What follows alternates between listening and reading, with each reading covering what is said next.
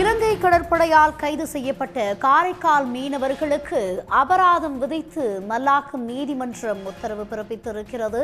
காரைக்கால் மீனவர்களுக்கு 3 லட்சம் ரூபாய் அளவுக்கு அபராதம் விதிக்கப்பட்டு இருக்கிறது. கூடுதல் விவரங்களுடன் செய்தியாளர் கார்த்திக் இணைகிறார். கார்த்திக், விவரங்களை பகிர்ந்துக்குங்க. காரைக்கால் மீன்பிடி துறைமுகத்திலிருந்து கடந்த மாதம் ஜனவரி 28ஆம் தேதி மீன்பிடிக்கு சென்ற ஒரு விசைப்படகையும் அதிலிருந்த 13 மீனவர்களை சிறைபிடித்த இலங்கை கடற்படை எல்லை தாண்டிருந்ததா வழக்கு பதிவு செய்து நீதிமன்றத்தில் ஆஜர்படுத்தி சிறையில் அடைத்திருந்தாங்க.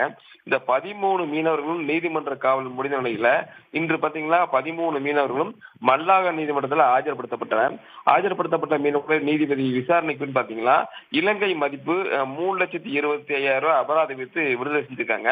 இந்த 3,25,000 அபராத தொகை கட்டினா மீனவர்கள் விடுதலை செய்யப்பட்டு தாயகம் திரும்ப தெரிவிச்சிருக்காங்க. அபராத தொகை செலுத்தவில்லை என்றால் மீண்டும் சிறையில் அடைக்க இலங்கை நீதிமன்றம் உத்தரவிட்டிருக்கு. இது காரைக்கால் மீனவர் மத்தியில் மிகப்பெரிய ஒரு வேதனை ஏற்படுத்தியுள்ளது.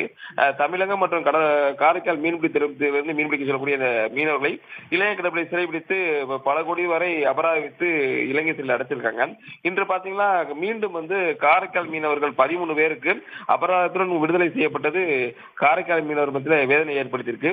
மத்திய அரசு விரைந்து நடவடிக்கை எடுத்து இந்த அபராத தொகை கட்டி மீனவர்கள் விடுதலை செய்ய வேண்டும் என்பதே மீனவர்கள் கோரிக்கையா உள்ளது. தகவல்களுக்கு நன்றி கார்த்திக்.